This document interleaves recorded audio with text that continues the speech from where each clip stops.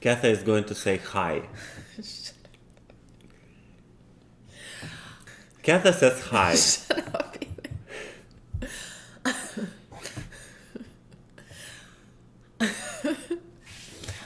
Hi, we're going to... Katha says hi. Katha says hi. Stop it. Hi, so we are releasing an album soon. It's called Early Light, and it will be released on March 1st on iTunes and Spotify and Amazon Music and all those good things. It's a compilation of many violin and piano works with pieces by Bartok, Ysaye, Ravel, and Kreisler. And also there will be a few pieces by some dear friends of ours, Rosalie, Burrell, and Kenichi Ikuno. This is a very violin central album with a few violin solo pieces, but the piano parts are really difficult. And I almost feel like the more violin central it is, the less the composer cares about the pianist. So you have to really break your fingers to play some of these pieces. Actually, most of them. As I said, a violin and piano album. Kenichi wrote this piece for us 2 years ago when we went to Taiwan and played a concert there. So you will learn more about the piece in the interview, or you could watch one of the past videos we did on the piece. Kenichi, he lives in Mexico, so we got together over FaceTime and we are going to present an interview for you guys that we did with him. I have nothing else to say. I think we should hear the interview. What is your favorite color, Kenichi? Blue, I guess. What is your favorite food? Tacos. Tacos are very good. Mole, perhaps, but mole would need a lot of explanation. What about the drink? Favorite drink? Oh, mezcal. That's easy. What are your thoughts on Eric Satie?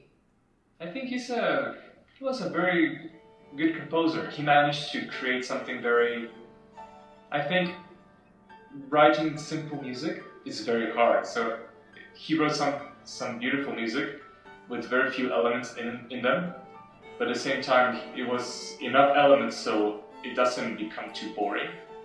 And I think Satie's, he's a quirky composer, that's what I would say.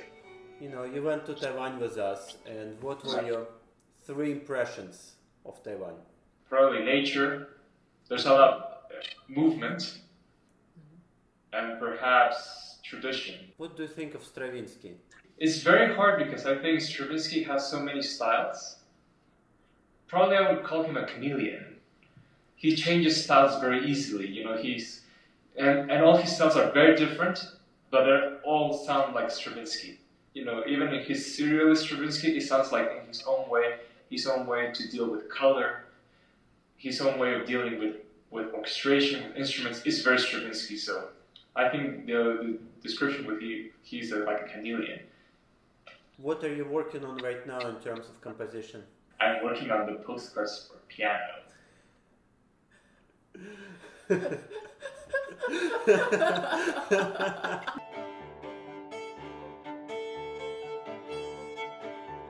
Two years ago, I think I 2 years ago, I handed you the score.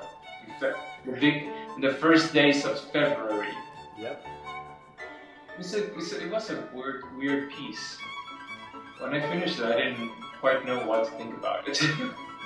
But actually, they turned out very nicely. They're beautiful songs. They grew. The more I listened to it, you know, first I thought it was like going to be arrangements of folk songs of Taiwanese. I remember they underscore so much Taiwanese Aboriginal folk songs. Like that was something that it stuck in me. But 2 years later, I still go back and listen to it. And like, oh, I did manage to put something together that's a little bit coherent. I still like the last section a lot. The last section kills me a lot. I think that's one of my favorite parts that I arranged for that. I'm actually quite proud about that piece. It turned out very nicely. Yeah. Yeah, it's very you. This piece is completely you. It just it's a starting point. The folk songs were the starting point. Yeah.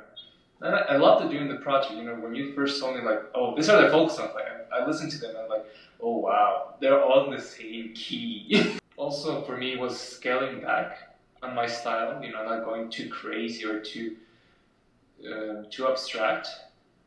And that was a real challenge. And I thought, in the end, I think it was very successful. It was like I didn't betray myself in my style.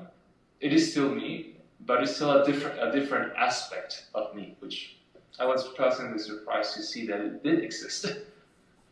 For very few words about my pieces. Listen to the piece. What is your favorite flower? Hydrangeas. They're the ones that hang like this, right? What? I think it's done.